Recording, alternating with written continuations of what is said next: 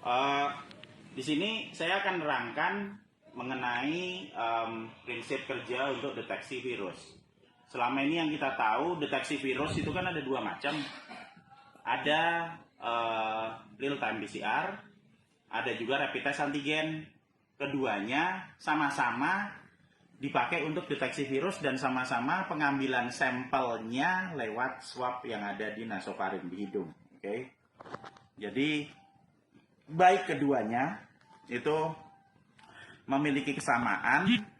Tujuannya adalah untuk mendeteksi keberadaan virus atau potongan virus yang ada di lokasi pengambilan nasofaring.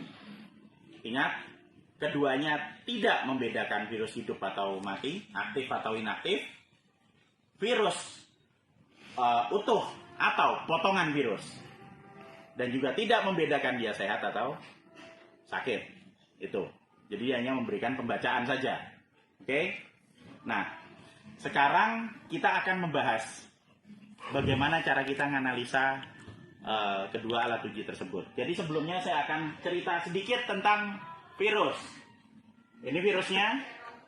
Kemudian virus itu terdiri merupakan kumpulan dari protein-protein. Nah, ada protein apa aja? Setiap protein punya fungsi sendiri-sendiri.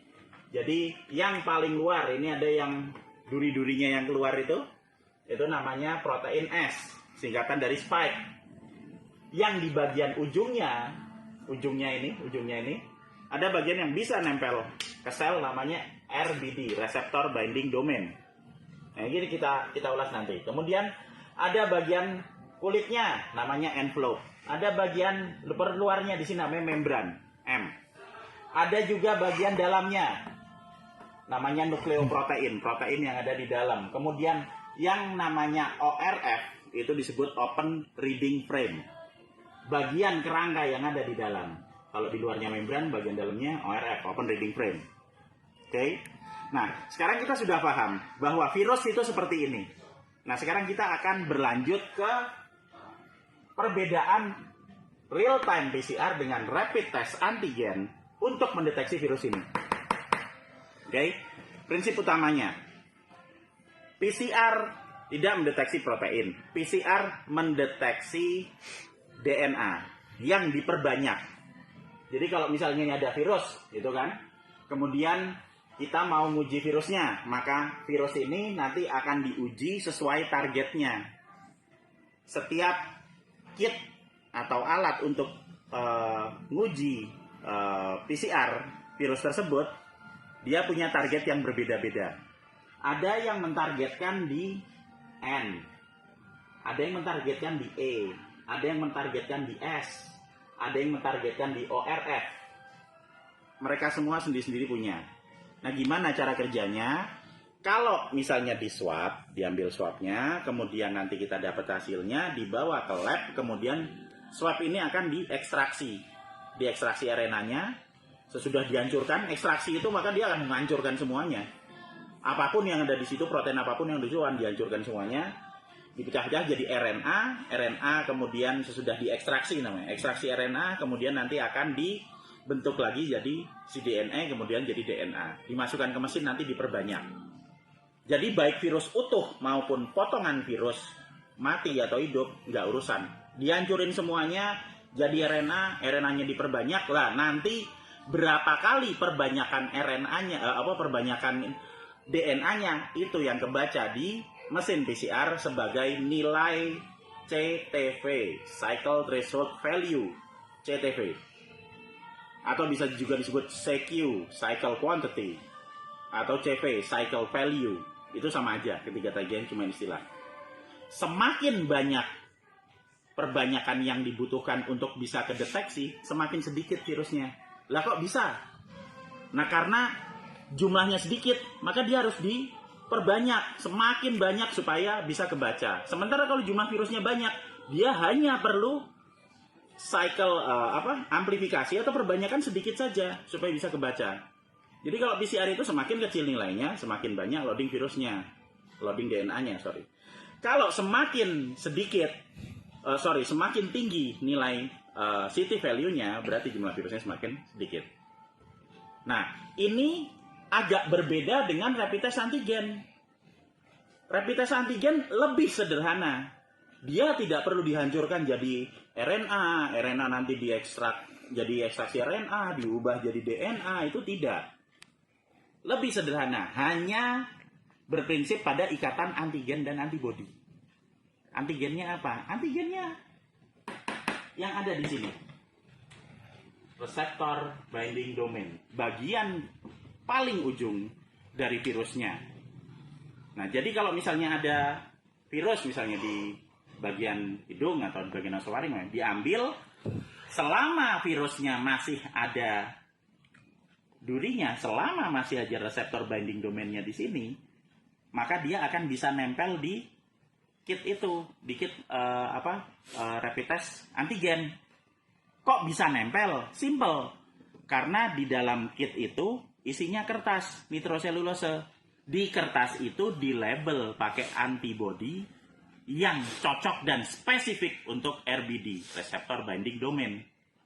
Sehingga kalau sudah dilabel pakai antibodi, ingat prinsip ikatan antigen antibodi. Kalau di sini ada virus yang cocok, plek dia akan nempel. Semakin banyak yang nempel, nanti itu akan kebaca sebagai suatu garis. Tapi kalau misalnya virusnya yang di sini tidak cocok, maka dia nggak bisa nempel. Kalau nggak bisa nempel gimana? Ya kebacanya negatif. Itu, jadi bedanya ya.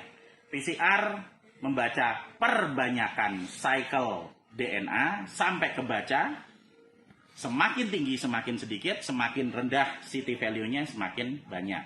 Sementara rapid test antigen itu hanya membedakan bicara, oke, ada virus yang nyangkut, yang cocok dengan RBD-nya, reseptor binding domain-nya.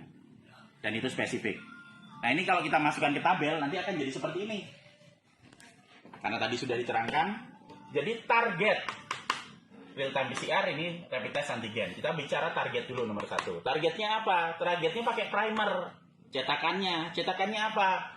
Bisa untuk gen N, E, S, O, R, F, atau RDRP. RNA Dependent RNA Polymerase. Seperti yang tadi diterangkan di sini. Setiap kit PCR memiliki primer yang berbeda-beda. Memiliki CT value yang CT, cycle threshold, batasan yang berbeda-beda. Rata-rata 35, 38, 40. Di luar itu, kita harus mengevaluasi lagi. Sementara rapid test antigen, dia tidak terhadap keseluruhan virus, hanya ujungnya saja. Reseptor binding domain, protein reseptor binding domain di sini. Tidak terhadap protein lain. Dan kemudian deteksinya, apa yang dideteksi? DNA. Real time PCR mendeteksi DNA. Sementara rapid test antigen, dia akan mendeteksi protein. Protein apa? Protein RBD, reseptor binding domain. Prinsip kerjanya, cycle amplifikasi. Berarti apa? Perbanyakan cycle. Berapa banyak putaran yang dihasilkan. Semakin banyak, maka jumlah virusnya semakin sedikit. Sementara semakin rendah cycle amplifikasinya, CT value-nya, maka akan semakin banyak gitu loh. Sementara yang di sini, dia hanya ikatan antigen antibodi aja. Ikatan antibodi dengan antigen atau proteinnya itu. Udah itu aja. Ada proteinnya nempel, nggak ada proteinnya nggak bisa gitu. Kemudian hasil dari real time PCR adalah nilai CT value. Sementara hasil dari rapid test antigen adalah garis deteksi. Bacanya gimana? Kita mulai yang gampang. 1 garis kontrol saja berarti negatif kalau rapid test antigen. 2 garis kontrol dan T keluar, T itu tes, maka dia akan positif. Oke? Dan satu lagi, interpretasinya untuk PCR. PCR tidak membedakan sehat atau sakit, tidak membedakan virus hidup atau mati, tapi dia memberikan data mengenai perkiraan jumlah virus yang ada di dalam saluran pernapasan. Ya, jadi kalau jumlahnya banyak sekali lagi ini bukan interpretasi di sini nih. Ini hanya perkiraan saja. Jika 11 sampai 20 berarti jumlahnya, sorry, saya harus nulis ini supaya nanti nggak salah interpretasi. 11 sampai 20 jumlahnya sangat-sangat banyak. Jumlah sangat-sangat banyak. Berarti apa? Jumlah banyak itu bisa dimungkinkan karena ada shedding dari dalam tubuh kemudian dilepaskan lagi keluar. Yang hanya bisa dimiliki oleh orang sakit. Maka 11-20 jumlahnya banyak sekali. Mungkin orangnya sakit. 20-30 ini ada. Tapi tidak banyak. Kenapa? Karena biasanya sesudah ada yang sakit, kemudian dia virusnya dimakan oleh antibodi, kemudian berhenti dan tidak mengalami replikasi lagi, maka jumlahnya tidak akan bertambah banyak. Biasanya itu di awal infeksi atau pada saat setelah selesai infeksi, sudah masa pemulihan. Biasanya. Maka 20-30 bisa di umumnya, kalau enggak awal, yo sudah mau selesai masa infeksinya. Dan yang terakhir 30-40. 30-40 itu jumlahnya sedikit. Sangat sedikit. Sorry, mau ambruk. Nah, 30-40 itu sedikit sekali.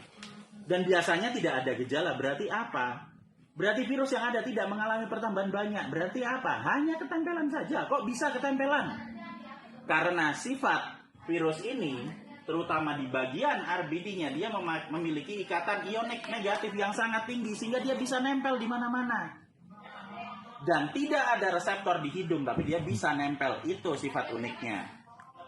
Makanya kita pakai air garam untuk supaya bisa melepaskan kumannya. Jadi 30-40 sangat sedikit dan biasanya dia tidak sakit.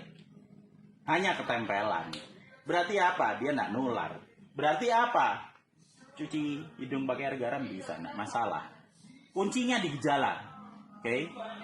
Dan yang terakhir mengenai lokasi uji. Lokasi uji untuk real time PCR ya harus di lab. Sementara rapid test antigen bisa di mana saja, tidak harus di lab. Itu sebabnya dinamakan rapid test, uji cepat. 10 menit selesai, 15 menit udah jadi.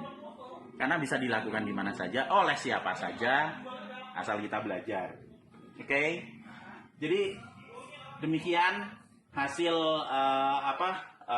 cara kita untuk mengetahui prinsip dasar cara kerja PCR dan juga rapid test antigen untuk mendeteksi virus. Kenapa kita harus belajar ini? Supaya kita paham. Jadi kita ngerti posisi kita ada di mana dan kemudian kita tahu apa yang harus dilakukan berikutnya. Positif itu normal, wajar. Di satu tempat dengan virus tersebar kemana-mana, kemudian kita kedetek positif itu normal. Dan itu bisa sembuh. Bukan kena sekarang, besok mati, tidak.